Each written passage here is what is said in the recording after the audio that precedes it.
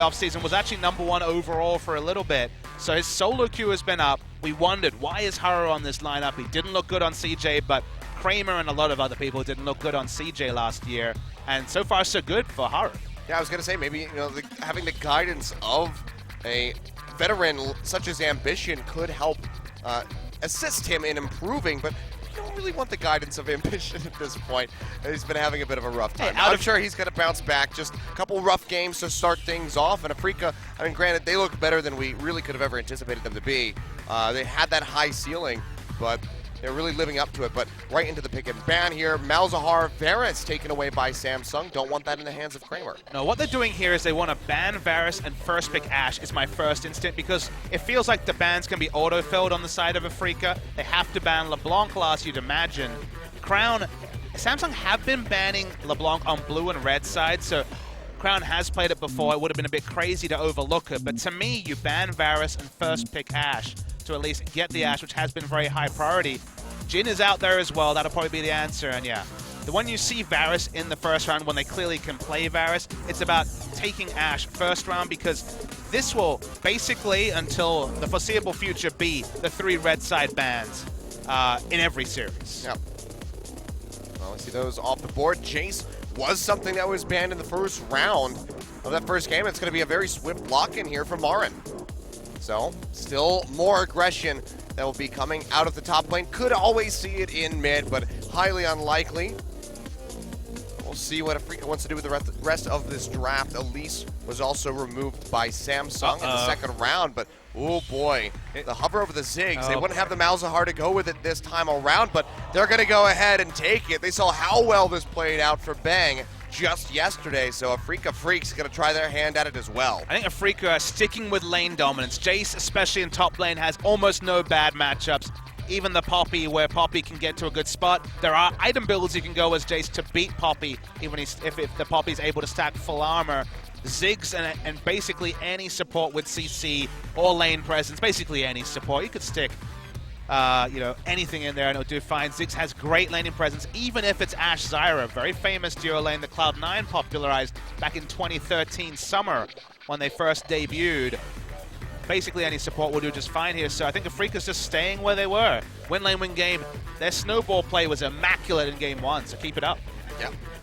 And it's going to be Zyra here for Core JJ. Will get his hands on that as it was banned away in the first game. Playing with fire. Uwe will go ahead and lock in the Maokai yet again.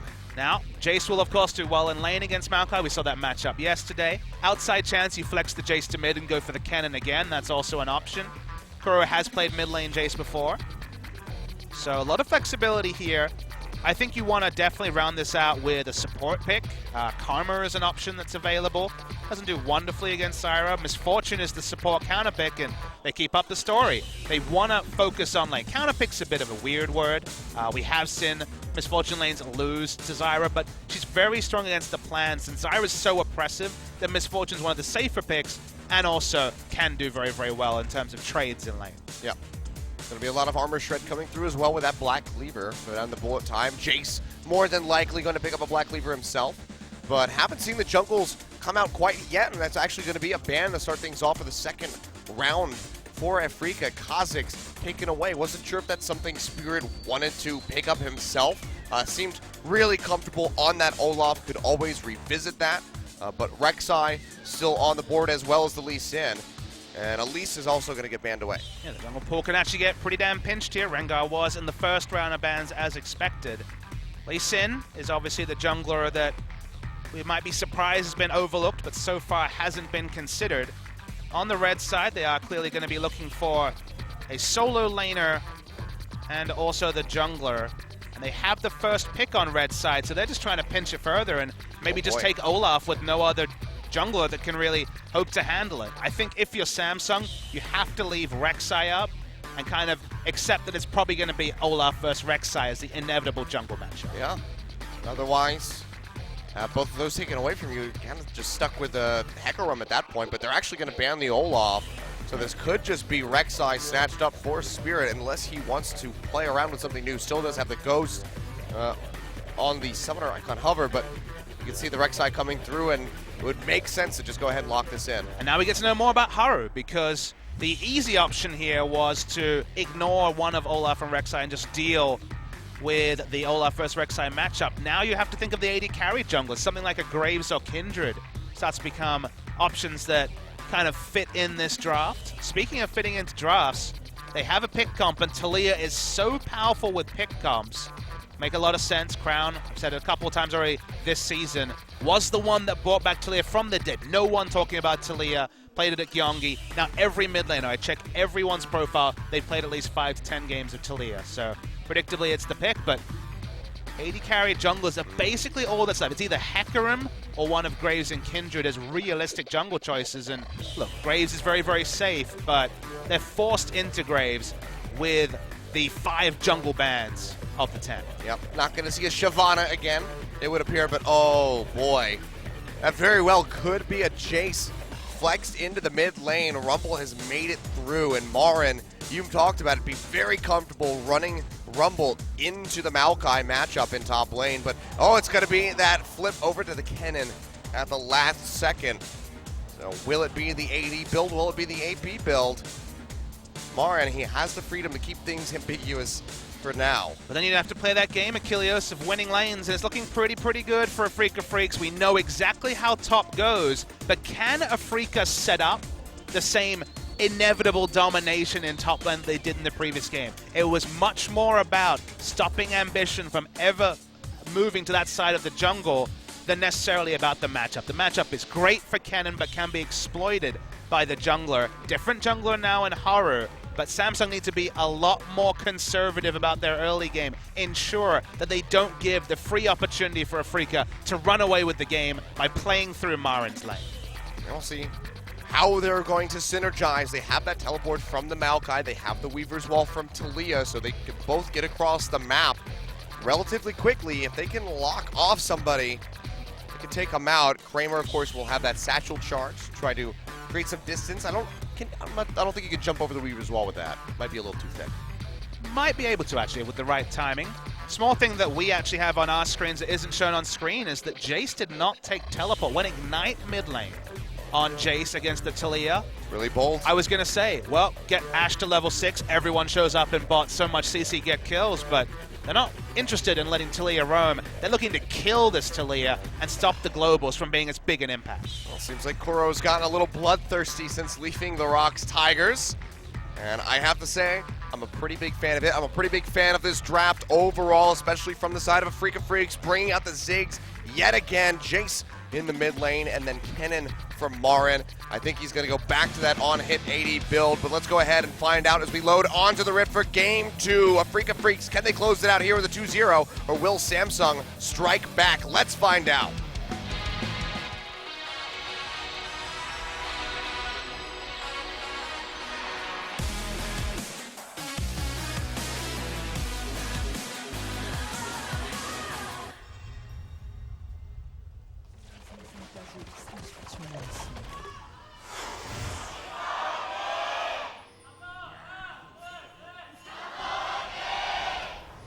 You know what I can see, Achilles?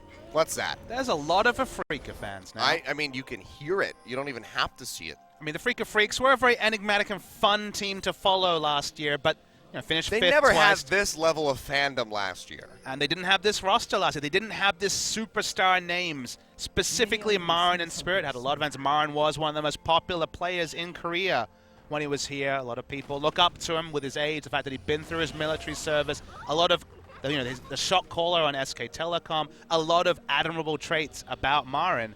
And this team, it took Rocks Tigers a long time to build up a fan group, and there were a lot more unheralded names on that team. It's taken no time at all for Afreeca to have a lot of fans. No, it hasn't taken any time at all for Marin to roam into the enemy jungle. He's just being a dick. That's what he's doing. Yep, pretty much. A huge jerk. Well, looks like he's going to try to dissuade Haru from taking the blue buff. Or does have that smite, so he's going to be able to snatch it up. But Marin already whittling down Cuvée to about half HP. You can see some fan-drawn signs. We got a couple out there in the audience. Hopefully we highlight some of the others. That was a chibi Marin right there, in case you were wondering. But, yeah, Marin just flexing quite a lot in this matchup because he's starting with the call this time. Not even going to be going for the Doran's Blade. Just wants to go straight for that big payoff. And you know, you can actually attest to this, Achilleos. For the longest time, the last year, when people ask me what I play in solo queue, I'm like, Kennen with Cull. Because, hey, it's Kennen. He's already great in lane. Why not go for Cull if you're against an easy matchup like the Maokai? Get the payoff, and the fact that you don't have 60 health shouldn't matter, especially if, like in Game 1, you ensure that the jungler's never there. The jungler's never there, why not go Cull? Yeah, you're saying that you're also a dick, Papa Smithy. That's true. You know this very well. I'm very familiar with it, but Haru actually looking for an invasion of his own. Doesn't have the smite up yet. See when he wants to show his face. And he might just do it at all. See the Prey Seeker comes out. Spirit knows that he's there. So Haru won't be able to gain anything for his time spent. Cube's getting 2015 flashbacks this series. I was about to say, Cube is, like, he's got to be wondering if he slipped into a time machine at some point on his way to the studio. To be fair, Marin left and Cube got better. And then the more time that Marin was gone, the better Cube got. And now Marin's back and he's turned into a pumpkin again. So Marin is to Cube as Faker is to Kuro. Oh, there we go. That's a really good sign. That's some anime-looking drawings right there. I mean, the Rocks Tigers had so many great drawings of them, so imagine, you know, their fans have largely splintered, you'd have to imagine, with all the talent going to different teams, and their fans are still around. Yep. He's got a, I mean, you know, he's not Smeb, he's not Peanut, but still. I don't think he's Gorilla or Prey either. That's true. But still, there are some Kuro fans out there. There's probably more Kuro fans than Cry fans, at least. I would hope so for his mid sake. lane. But yeah, mid lane, Crown gonna flash to the side. Nice seismic shove, Spirit! What an outplay! It's knocked right into the turret. Crown having a much better early game than the first time around. Gets the solo kill in a 1v2. Styles on Spirit and whittles down Curl simultaneously. I hope we get a replay of that because that was just gorgeous play from Crown. Sick outplay from Crown. He understood the limits of his champion. When he got flashed on, he wasn't going to go down. Early buffered the seismic shove. Got it on and doesn't take too many turret shots to take someone down at level 4. Spirit's made to look like a fool. Nice play from Crown and a big confidence boost. And speaking of confidence, punishing Marin would really boost the sales of Samsung. Yep, now Marin gonna get jumped onto his advance coming through. Big burst of damage from the end of the line. He's gonna fall. Kuve picking that one up with the help of Haru. Samsung, here we go, looking alive and well in game 2. And this time it's Samsung using their information. They just see Spirit suicide in the mid lane. They realize, okay, they're not going to be that same texture of the game where no one can visit top lane. Nice pathing to top. Marin, predictably, has always played best when overextended in the top lane. Either gets punished or punishes the opponent. And we've seen one from the first camp, and now we're starting to see one from the other camp. Yep. Kuve, he's going to be happy to go with the same build. Marin looks like it will be similar to game 1. Has a null magic mantle, so we'll be working toward that wit's end yet again. Camp Marin time. Yeah, Haru is waiting up top. Just bait Marin and get him to use that lightning rush. Was he spotted there? I guess not. Oh, no, if he hugs the wall well enough, Marin did dip back. It's going to be the twisted advance. Haru says, hello, I'm here. Have a red buff to slow you up, but Marin flashes away. Well. Slow him up. Oh, they're going to flash right over the wall. They really take him out. Q from the Maokai, not going to connect, but it doesn't matter. Haru picks up the kill. 3 on the board already for Samsung. And Marin smiles because he respects what Haru tried there. Everyone who has tried to flash that fat wall knows how hard it is to pull it off. But that's the sign of someone who's played a lot of solo queue, that is right at the top of Challenger, took the risk, could have been made to look like a fool, instead looks like a genius. And now Afreeca being surgically taken down by Samsung Galaxy. What a start to this game. 1,000 gold in the lead is Samsung. 3 kills up. And Marin already dying twice. Complete opposite of the performance from Afreeca Freecs in game 1. And, you know, honestly, maybe Haru is just the lucky charm for this Samsung roster at the moment. Spirit being a bit silly was also another lucky charm that they gleefully accepted in this particular game, but you gotta give credit where credit's due. Haru has been really good in now the 3rd game that he's played so far on this roster. We'll have to wait and see if there's ever a time when he actually displaces ambition for the starting roster. But when it comes to being a blue side player and then increasingly playing on the red side when they go into an inevitable 3rd game, a lot to like about Haru in 2017. That's not something I expected to say. No, not at all after everything that happened just last year. And now Crown, with that blue buff, is going to be a hell of a nuisance up against Kuro, just continuously throwing out those threaded volleys, already on a pretty short cooldown. Now he has the mana sustain and that additional CDR to just really nail it home. And when win lane win game goes wrong, it goes really wrong, Achilles. So the issue here is that it's very hard for Marin to have the same pressure in lane because he's been ganked so many times. Lanes that perhaps should have gone even are now winning lanes, and when you win straight up 1v1 or straight up 2v2 with globals, quickly those problems will spoil over into what should be a really good lane for Afreeca in the bot lane as well. As you can see Crown coming down, these global champions winning lane can really just turn a game super early. We might see the same sort of snowball we saw from Afreeca in Game 1, from Samsung in Game 2. Yeah, and I mean, they have an additional tool on the map available to them to help with that, and that's the Infernal Drake. We saw Mountain starting things off. Samsung was able to take that, but then lost out the following Drakes. This position right now, playing for the blue side, they could very well get in onto that Infernal Drake. There's no vision in the river right now. Haru could just dash right over the wall into the back line, into the back of the pit rather, and take that out solo. And that would really help start stacking the advantages up for Samsung even more. Crown has rotated down to the bottom side of the map, maybe looking for a Weaver's Wall play, but a dive with an Ashe, Zyra, and Talia definitely ill-advised, so they will go ahead and peel back. Have the arrow. It is pinged level 6 there from Ruler. That's why Crown started his roam a little bit earlier. See if they could go for something exactly as the level 6 was pinged from the Ashe. Smart to back away. He was walking up. It was an emergency, it was an armor purchase here with the arm guard first from Talia, so no Mana Stain, no Morella Nomicon. We've seen a few Talia builds. Most interesting one is the one that Fly first used in that series against Longshu, which was rushing the Hextech GLP 800, which was not a build I've seen on Talia previously. But Crown, much more known for his more traditional builds, so I'm sure it's going to be Rylai's, maybe even an Abyssal Scepter if we see any true damage start to come through from Kramer, I guess, specifically, who is the chosen AP carry of this game. Yeah. I mean, you talk about mad scientists on the Afreeca Freecs squad. I'm going to hold that thought for JJ flashing away. Is able to make it out. But yeah, you talk about mad scientists on the side of Afreeca Freecs. Fly is probably the maddest of all the scientists in LCK. I mean, he didn't build Wit's End on Lucian, so Kramer is also right up the top. That's true. As far as AD carries go, Kramer is probably the one. I mean, when he was in the LMS, something that he would build, Black Cleaver on Ezreal was a big one. I mean, Black Cleaver was pretty busted at that time, though. Sure. But, it's still just an odd one to think about. I mean, it's definitely not normal, but no one else was doing it. Let's just put it that way. It's always interesting when that happens, because you wonder, is it because you're the smart guy and everyone else is dumb, or is it the Occam's really razor situation there? It's got to be one or the other. Yep. There's not usually any in-between on that. So hard for Afreeca to really make the sort of pressure plays they want with the threat of that Weaver's Wall still up. Maokai teleport as well. Profiting from their early pressure plays and their smart play in the early game. It will be that first Drake as maybe a bonus misfortune too. Yeah, Tucson, he's cut off. He's got a flash over the wall. Get himself out to safety, and that will be the Infernal Drake going over to Samsung right at about 11 minutes. The thing that shows you how this game is different is in the CS and top lane. Actually a CS advantage for the Maokai compared to being 30 to 40 CS behind in game 1.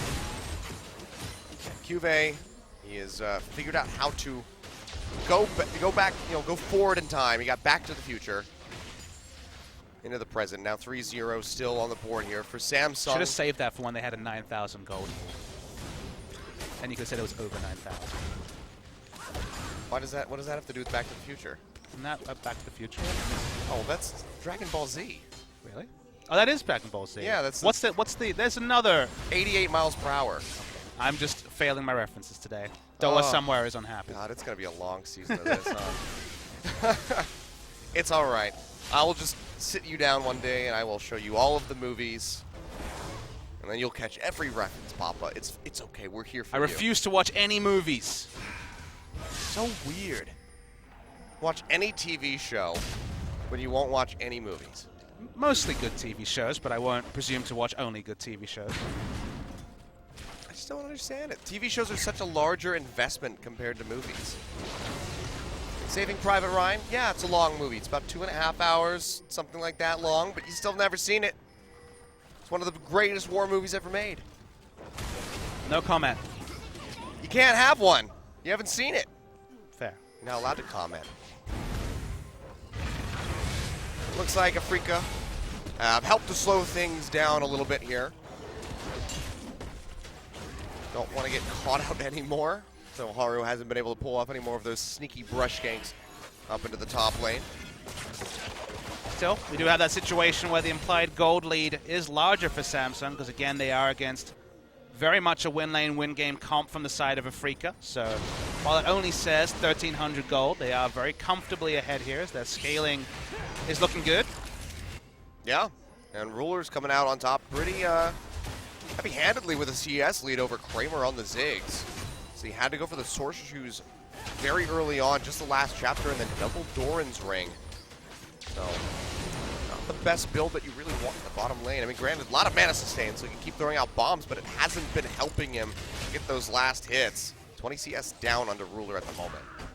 He's also respecting all the globals we spoke about. Every time the Ash Arrow is not on cooldown, many different other abilities can propel people like Crown and Cuvee to the bot lane, so have to be a lot more conservative with your laning phase, as Ziggs misfortune as you might rather want to be. Crown also opting to work towards that Morello Namicon. Didn't want to pursue any deeper into that Zonia's Hourglass build with the Seeker's Arm card, so he'll have that one for later. Cuvee gonna go up against Marin, has that Maelstrom thrown down, gets a bit of damage in onto the cannon. So feeling much more comfortable here the second time around. Just happy to continue the laning phase, to start to hit their core items. I know the pressure's on Afreeca to make the moves, but being foiled so many times in the early game, they seem at kind of a loss as to what to do. So Samsung get the waves where they want them. They already have an Infernal Drake to show for their early game, and although they're spotted out, 4 men down bot. Yep, this is going to push them out and away from the turret. Could open up for Samsung to maybe get some damage on it, but the roam down of Kuro and Spirit. Samsung going to go ahead and back off. Don't want to overstep their bounds and give away this advantage. Meanwhile, Cuvee, he's been on a whale of a time up in this top lane, just steadily junking down Marin. As that Sap Magic passive, just make sure that he is fully sustained. Hit both his item timings early. Ninja Tabi to deal with the auto attacks, and then starting to build the magic resist as well for the magic damage side of Kennon's offense. So suddenly Kennon's losing those trades, as I hypothesized would happen in game 1. Oh, Kuro, there is a minion in front of you. Gonna jump forward though, has the two disguise, hits the E. Or not for that exhaust, might have actually come up with the kill. Had the ignite as well. So almost certainly would have had it, and that's gonna send Crown packing back to the base. Actually a pretty decent back timer for Crown though, with the second Infernal Drake coming soon as top lane. Oh boy, yet again, here we go. Rush gank coming through, Marin is able to make it out. Can't quite get the kill, but they get the flash away from him. Cuvee had to burn his, but this gives them some alone time with that turret. And they should be able to get some serious damage in, if not knock it down. Marin might just have to teleport back into lane, try to defend this, but even then, it's looking like that might be suicidal, so this could just be first brick going over to Samsung. Yeah, even with the Ziggs, because it's such a lead in top lane and also Crown to relieve pressure, I think it has to be Samsung to start, and they're going to look for a fight as well. Yeah, Crown coming in, hops off, throws out the wall Spirit. He's able to make his way out with the seismic shove, stops Kramer in midair, tries to jump out with the satchel charge, but cannot do it. He goes down. Another beautiful play by Crown. And we always call Crown a mastery-focused mid laner. He makes his champions do more damage, achieve more things than other mid laners can do. We've seen his Victor time and time again, even on the world stage. His Talia, the prediction on the seismic shove was cool to see. It got the job done, and things just go from bad to worse for Afreeca Freecs. That it does. 2 turrets taken out top lane for the first break, the bottom to follow up on that kill. Kuro was almost able to get the mid-tier 1. But Afreeca Freecs, they are in such a poor position at the moment, and now a second Infernal Drake has spawned, and you just have to think that Samsung are going to be able to snatch this up fairly easily. Spirit hovering around his Raptors, won't be able to contest, and that is going to be quite a bit of additional AD AP coming through for Samsung, and I believe that was a third Infernal Drake to follow. And you just think of a different game where win lane win game actually panned out, and you could have got 3 Infernal Drakes and closed the game if you're Afreeca. Oh boy, oh Crown, he finds Spirit, but Kuro hits him with a really massive shock blast, tries to get out of there, flashes away, but Kuro's with the chase, comes up with the kill. Now QV in a bad spot, Marin dashing forward, going to be looking for the stun. He'll be able to find it with the slicing Maelstrom. One more hit, he's got it. 2 kills finally picked up for Afreeca. Freecs, they put themselves on the board. And Samsung, bit of a miss by Crown. Been really showing off on this Taliyah, but maybe got a little bit complacent going in on Spirit in the river. I mean, just consider what they got in the last 30 seconds. 2 kills, including a solo kill from Marin, executing the mid lane turret after the roam from Ziggs, and stealing away the enemy blue. This game should have been decided by those 2 Infernal Drakes, but suddenly, Afreeca have been thrown a lifeline because Samsung were a bit disrespectful about their play after they'd done so well. Yeah, and this is how good teams throw games. So Samsung going to have to reel it back in. Just about 1,000 gold in the lead over Afreeca, and honestly, you would think it'd be much more. I mean, Crown thought he'd caught out Spirit in the mid lane, specifically because Kuro was out of mana, and he predicted that he'd be recalling. Didn't matter if he was out of mana, it was enough for a single to the skies, and QV and Marin have been tussling for the longest time. This time, QV thought he had the Weaver's Walk, thought he had Taliyah roaming first. Things changed quickly for the Taliyah, changed quickly for QV as well, and maybe will change quickly for Samsung. Yep. Still, that double Infernal Drake's going to be really crucial for them, and Kuro gets pushed back in, and Crown just rips right through him with the threaded volley and the help of Ruler. All right, Afreeca Freecs, you need to start respecting that seismic shove. Crown hasn't missed any of them so far. Oh dear. Well, so far, Susin is the only one that has not died on the side of Afreeca Freecs. And he's the support misfortune. Pretty safe on the support. And you would wholeheartedly think that he would be the one to actually have more deaths than anybody else. But not going to be the case here. Marin, this will be waiting interesting. in the brush. He doesn't have the slicing Maelstrom up yet, I don't think. Looks like it's still a couple seconds off. So kill pressure, not necessarily there. Also doesn't have the flash to really close the distance onto Crown. So he'll just be clearing out this wave. The Hurricane has been completed alongside that Wit's End. So plenty of wave clear for the Kennen. Yeah, because there's no teleport on the Maokai, they are just sending Taliyah with her semi-global to answer Kennen with teleport. So it's far enough ahead that it's going to be swapping CS between the two, which is pretty happy, honestly, for the Taliyah. Yeah. I mean, honestly, even if Crown had stuck around in lane, Marin just wouldn't be able to teleport. He would have to peel back before he could use it because the seismic shove would just interrupt him. But looks like this will be Crown roaming back down. Ruler takes a big hit to the face from that shock blast. Kuro, the item still coming through, almost has the Black Lever completed. But Ruler definitely going to have to be a bit more careful. He is a very squishy Ashe. Feels like the Jace and Misfortune are kind of only really shredding for each other. There's some physical damage from Marin, but not a lot. Usually there's an AD carry to profit from the hyperdrive, you know, just basically instantly refreshing all the Black Cleaver stacks from a Jace. Oh, Sheriff comes through, can't quite find Toos, and he still takes a bunch of damage. And now Crown duking it out with Marin. That's the bomb coming through, won't be able to connect, and Marin just comes up with the solo kill. Second solo kill, now solo killed both solo laners. Marin will not be denied this series debut for Afreeca victory, and a double MVP 2-0 for Afreeca Freecs would be a story in and of itself for Marin's career. Yeah, and this is just an all too familiar feeling for most of the people on the side of Samsung's roster that have been around in 2015, which I guess isn't most of Samsung's roster, so let's just throw that statement out. So QV, Crown have both had experience. CoreJJ as an AD carry, or have all had experience, I believe, against Marin, although I have to think about when CoreJJ actually left North America.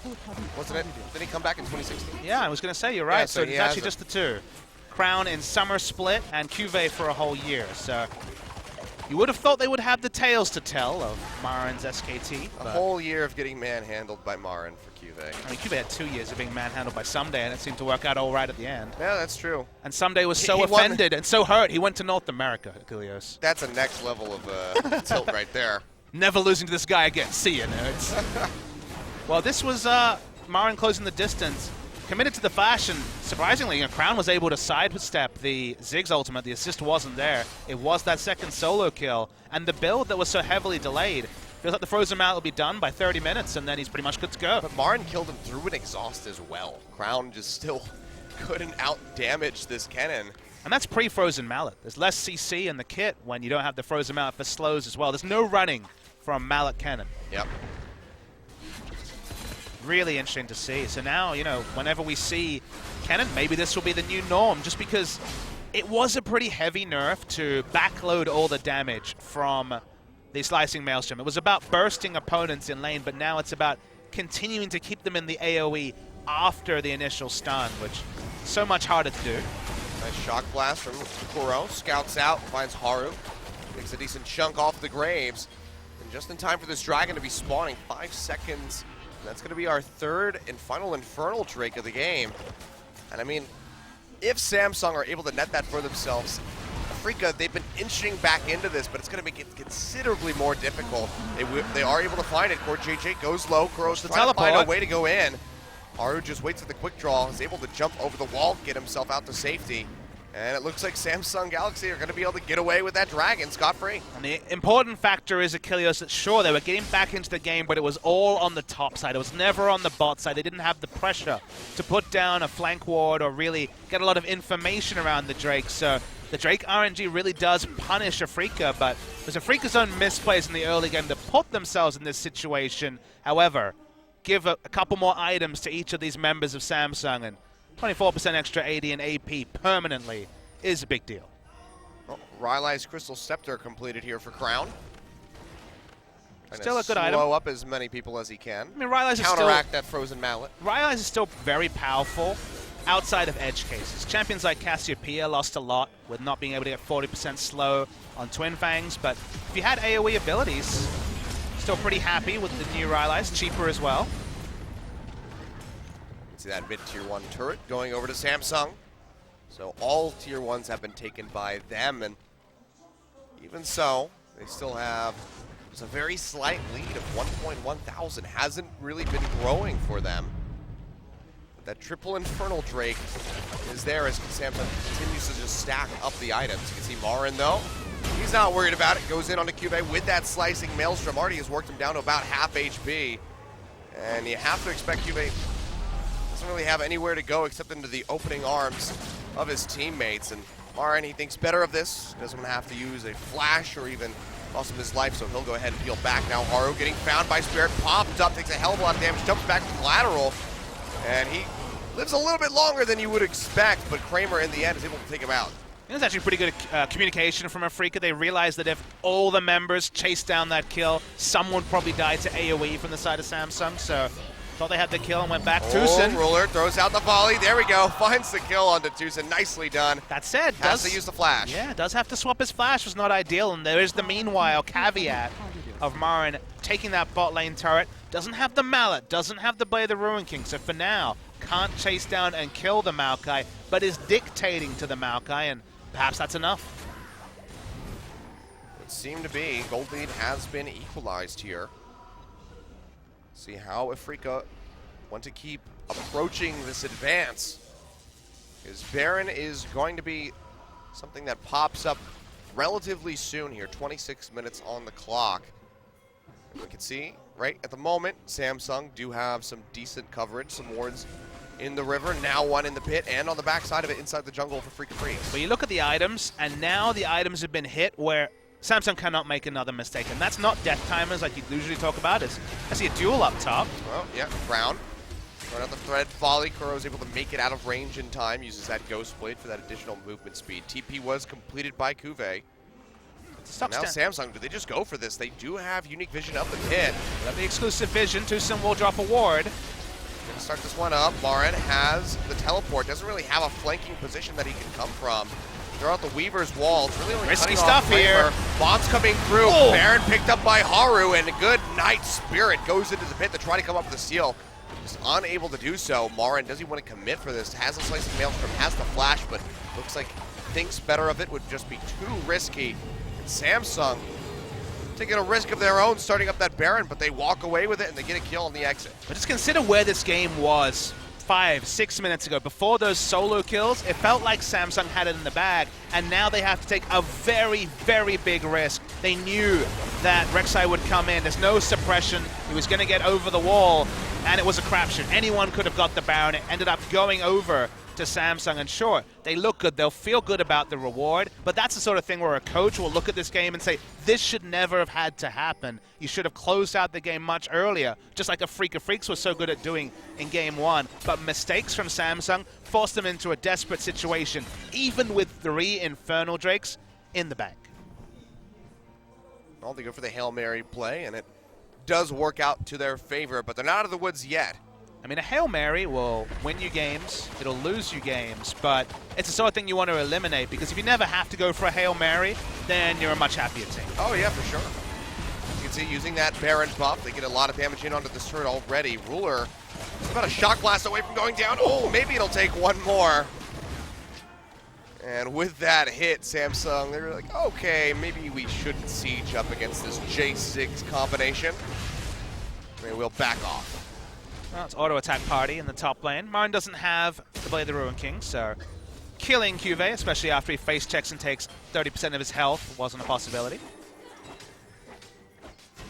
Talia can weave his wall. Speaking of, Ash Arrow hits Ash first. Arrow does come through. Crown pops him back.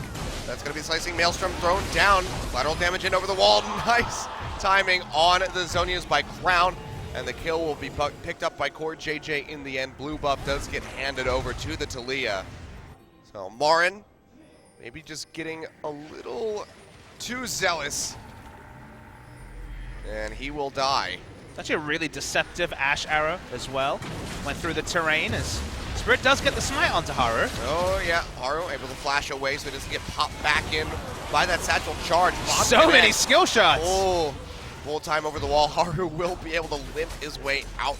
Gets the recall off, and now Samsung are going to be grouping up in mid, trying to siege out this turret. Marin's going to be up in about 10 seconds. Wave being pushed up in the bottom lane as well by Crown, so they have their options as to where they want to shove. And speaking of waves, they actually used a lot of different ranged wave clear abilities. Misfortune bullet time, even from support. The Ziggs ultimate to try and secure a kill they didn't get. So despite having good wave clear, they are still going to lose objectives, and Kramer... Ash Arrow comes through, Weaver's Wall pushes them away from the turret, however, not necessarily what they wanted for the kill, but that will open them up for this turret take.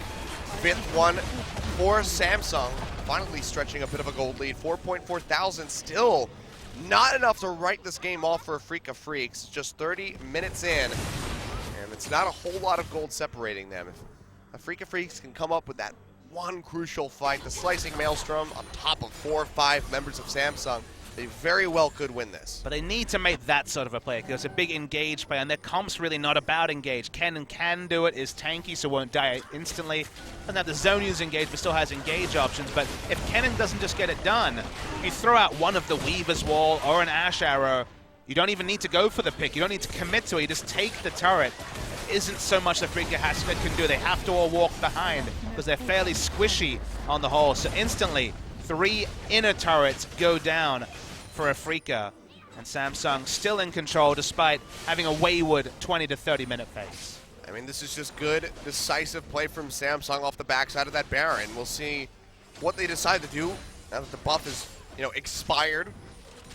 This is where things get, questionable. You need to still be making these clear-cut calls. Dragon's not up for a little bit longer. So where do they want to go from here? Do they just buy time, wait things out for another objective to spawn? Or do they try to push their advantage? I think Samsung are really in a comfortable position. The 3 Infernal Drakes and all the item scaling they're getting makes them comfortable right now. No Drake is spawning, no Baron is spawning, at least in the immediate future. And the rest of the objectives are really tough ones. It is possible for Afreeca to put down a lane ward that isn't swept and look for a Marin flank. It is possible to get engages when teams try to push on, specifically to break the inhibitor line. So for now, Samsung, I think, honestly, have to wait for the Baron and then lure Afreeca away from the comfort of their inhibitor turrets and into the open where they thrive. 2 minutes till Baron comes. Afreeca then trying to push out, put down vision. It's about Samsung clearing any and all Baron vision, pushing up some walls of themselves and punishing an overextension. Samsung now just maybe waiting for a pick. Haru sitting in the brush in the river. Ruler ready to go with that crystalline arrow. I don't know if that's the place to wait for a pick. The Baron vision is the only thing that Afreeca can get really angsty about pushing in, not so much the river, especially when they have no information around it all. Well, for now, Afreeca just going to be playing back. They do have a trifecta of wards around the Baron pit. Nothing inside at the moment. Don't have a lot of spot checking either. They only have the scrying orb from Ziggs. Couple of control wards, but 2 in the inventory, maybe even 3, can't tell on our monitors, quite small, from the Misfortune. I'm surprised Kuro hasn't swapped over to the scrying orb. Ash Arrow goes wide. They want Tucson. Oh, yeah, Kube, he's going to flash forward, finds Tucson. He just gets destroyed. Ruler Spirit's coming all up alone. for that kill. Spirit able to tunnel out so he doesn't get popped up by the Zyra ultimate, but now just really nowhere to go. Kube is cutting off his retreat, and looks like he's just going to go down. Crown picking up that kill now, 10-4 on the board for Samsung. Marin can't even try to continue that push in the bottom lane, just gets the wave moving, has to come back to base to try to defend these inhibitor turrets. Baron's still 20 seconds out. Tucson will be up, Spirit will not. You have to consider the people that are alive are Jace and Ziggs, so the inhibitor turrets isn't actually the big call. It is the Baron that Samsung now have a litany of wards to potentially look for a flank. Cuvée could even recall at this point and come in with the home guards. Spirit will spawn about 10 seconds after the Baron, but let's have a look for tunnels. Right now, it doesn't really have any offensive tunnels, just tunnels around his own inhibitor turret, so he can't get close. So the smite won't be here. That doesn't mean Afreeca can't try a contest. Yeah, the shock blast doesn't come through from Kuro. Kramer only able to throw in a satchel charge, and the Baron goes down already. So much damage on this Samsung roster to be expected. Marin's there with that Infernal Drake, that triple stack, and yeah, Marin coming to the back line, almost takes out Ruler. He's able to make it out with his life. Marin still holding onto the flash, is able to exit safely. The rest of Samsung not able to collapse in time to come up with that exit kill. But the Hex Drinker from Ruler, definitely a heads-up pick for him, keeping him alive against that cannon. I don't even know how Marin got into that brush. It wasn't a teleport. He just skillfully evaded all the wards. I guess we'll see He's it in the bottom future. lane now. This is when Tucson dies. So this is when Tucson dies. There's still another 30-40 seconds before the Baron was started. We saw that the timers between Spirit's life and the Baron buff were about 12 seconds the Baron would spawn before, so Spirit had nowhere to go. He knew Cuvée would cut him off. I guess the percentage chance of living was still higher if he went towards his own base. Oh boy, Spirit though, he gets caught by that Enchanted Crystal. Arrow Ruler, with the help of Cuvée, take him out. And now Baron-empowered minions coming down the mid and bottom lanes. You have to think that Samsung will be able to take an inhibitor at least with 35 seconds left on Spirit. Big bomb coming out from Kramer, able to knock Ruler down. Shock Blast doesn't connect, however, and Marin almost dies. Collateral damage not enough to finish him off. Yeah, the burn from the red smite also not enough either, but the ult's been used. Ziggs has to move back because he sees Cuvée, so finally the base is broken by Samsung. Still really risky for both Crown and Ruler to stick around here. One Shock Blast from Kuro will take them out. Can he line it up? Looks like Samsung are going to opt to back off. Big hit comes through onto Cuvée. And Samsung will go ahead and retreat as a team. They got their objective. Breaking the base is so damn difficult to do against Jace, Ziggs. Even the Misfortune support and Cannon are pretty helpful in wave clear as well. Objective done, and it does feel like Marin's kind of a solo mission this particular game and trying to create pressure and trying to make things happen. His 2 kills were both solo kills against the tide of what was looking even early as a pretty inevitable Samsung victory. And despite those heroics, not going to be enough in this particular game unless we see a couple of catastrophic mistakes in a row by Samsung. Yeah, and I mean, it's been complete polar opposite here for Spirit. Been really struggling in this game as opposed to the first 0-4-2 on the Rek'Sai. But I mean, overall, the Freecs just haven't been able to net any kills. That 0-4-2 is 50% kill contribution. And now, Triple Infernal shredding through that Elder Drake, and that's a massive buff to AD and AP coming through. 30 additional seconds on the buff. 36% more AD and AP for that extra time. Oh boy, everyone's doing a lot of damage, and not even to mention it's 4 stacks of true damage as well, 474 right? AD on Ruler at the moment. Yep, he's pretty big. Nothing else to say right there. Hasn't been the 15 on Crown with the Talia, and he doesn't even have a Rabidons yet. Hasn't been the ruler show by any means, but with those sort of buffs, you're feeling pretty good. And even their jungler is a damaged jungler, so Graves got a lot of value out of the Infernal Drake. I mean, 4 out of 5. You say it hasn't been the ruler show, but he's been hitting these arrows time and time again, setting up for these kills, and hasn't died. 3-0-4 on the Ashe. And now Kuve just going to push forward, tank up the turret, be that big, unstoppable, unbreakable wall for Samsung, and they will knock down their first inhibitor in the bottom lane. They can wrap right around to the mid lane and take their second. Yeah, Afreeca, they've got wave clear, but doesn't matter so much when they all have to move 1,000 units away from structures. Another seismic shove. Crown has been clinical with that ability throughout this game, and yeah, Samsung just ready to ink in that W. Definitely been in pencil for at least 20 minutes, but the ink's ready. It's going to be a Samsung victory, and best thing about that is we're going to get a Game 3, Achilles. That we are. Unless they screw up terribly. A couple of times, maybe. In the meantime, Marin has Flame Horizon Kuve. I don't think Kuve is too bothered by that. We're getting towards the more and more, most inconsequential Flame Horizon of all time. You might say, oh, is that Marin being in business for himself? Has that been at the cost of his team? But I think he's done exactly what he needed to in this game. You know, there are definitely games. Oh, Kuro's hit by a max range. Another arrow yet again.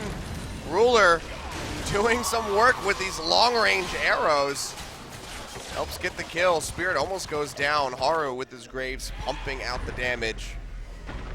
And with Kuro gone, there's that big poke potential to try to stave off Samsung. It's really just going to be on Kramer. All right, Marin, it's not going to be a victory, but you might go in the history books because you may be the first cannon to ever build Last Whisper. Don't think that's ever been done. Even the AD cannons go tank most of the time. So you got that going for you. Well, he's inventing new builds with which to poison solo queue. That's going to be the Weaver's Wall thrown out. Haru, a little bit cut off from the rest of his team, but I think he's kind of comfortable with that one as he's already almost killed Marin. Ruler takes a big burst of damage as Kramer throws out his ultimate, but the turret is going to fall nonetheless. Samsung will not be dissuaded. Still 10 seconds left on Kuro. Should be 3 inhibs down. Don't think they'll stick around. Most members are around 50% HP, so they should have to peel back one last time before they go for the throat. Yeah, I mean, Samsung's just playing the controlled game. Marin has been trying to create pressure himself as he almost solo kills Haru, but kind of flashes into Crown as well. That was maybe a sign that Marin's not so happy right now. Yeah. Talking about people getting the strap out. I think Marin might be getting the strap out this game. The tilt could be real. Let's see Game 3.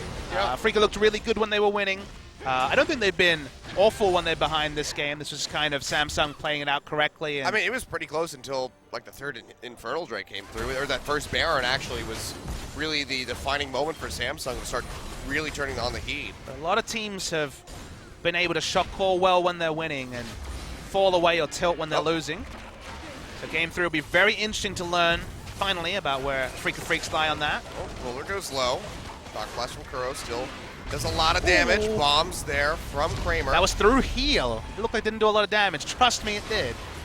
Still has the Hex Drinker, I think. So still might not have been able to kill him. Yeah, it looks like the Hex Drinker is available from the buff bar, although, no, it isn't because the Fervor ability was active. So that was through Hex Drinker and heal. Oh, wow. Okay. Got the double pop for his troubles, but Samsung, they'll get a free Baron. Ruler heal up off of that. And now with 3 inhibs down, 3 waves of super creeps pushing forward, they should be able to close out this game here. Took them considerably longer than Afreeca Freecs in Game 1, for 11 minutes longer at the moment, but doesn't really make it any less convincing. Samsung did drop games against the likes of Hongdu Monster as well, so haven't had a perfect series in a while. This one will join that as well. There's the arrow on Kuro. Yep. Makes a big hit, but Ruler has to flash away. Bomb won't connect onto him. He's able to make his way out, but Spirit trying to flash out to safety. Can't do so. Kuve pops him with the ultimate. He goes forward. Looks like he's going to get a Guardian Angel pop for his troubles, but the Nexus towers have been falling. Nexus now exposed. Several members of Samsung are low. This is the Alamo for Afreeca. Freecs to see if they can pull something off. Martin tries to go for the TP into the back line, but realizes, I don't really have enough time for that. Cancels it, but it doesn't matter. Samsung, they still come up with the win. 14-4 in the end, 14,000 up. And they will take us to game 3. Zigspot and the Afreeca Freecs no longer undefeated at Kilios. Both of them were quelled in one fell swoop in this game. Pretty standard Samsung game. They played their normal style, although maybe we have to mention that it's a pretty standard Samsung game with a new jungler. This wasn't Ambition. Ambition continues to go without a victory in LCK so far this season, and you'd have to expect Haru will continue and retain his spot for the third and final game. We've seen the best of Afreeca. That one got away from them. Really interested to see our third game because, sure, at the end of the season, it might not be a big victory of who took down Afreeca or Samsung on this day, but I think confidence is going to be a very interesting thing to examine on the Afreeca side because they would have been on cloud 9, no pun intended, after game 1, and who's to say where they are after game 2? Yeah, I'm not sure. I mean, we saw how tightly the jungle pool was pinched in that set, and Haru still looks very comfortable on the Graves. An older pick, but he makes it work. The camp out on Marin really helping Kuve get ahead in that matchup and be able to maintain his level of play in that game. The Rule's feeling the heat. I think we all are, even though